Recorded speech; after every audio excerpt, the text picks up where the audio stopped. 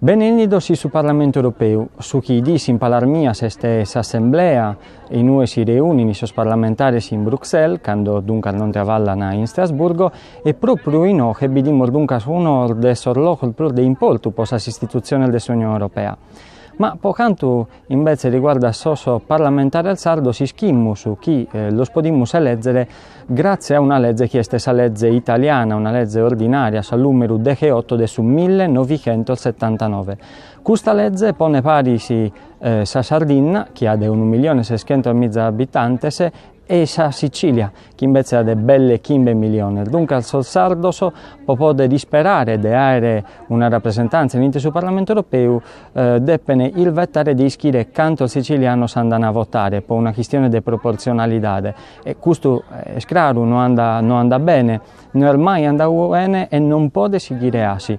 Vade locos in Europa che hanno meno pacos abitanti, pensiamo a Cipro, 1,2 milioni, Estonia 1,5 milioni, ma mascamente locos come Lussemburgo o Malta che hanno pruso manco 1 milione di abitanti, ma ende i stados hanno diritto minimo a 6 eurodeputati. Noi invece non abbiamo questa possibilità, tanto su chi va de agere este a comprendere che il ruolo delle istituzioni europee è mede importante per su tempo venidore della terra nostra e dunque che da fare qualche cosa paris, che da travallare può essere mascalmente in queste istituzioni europee presenti.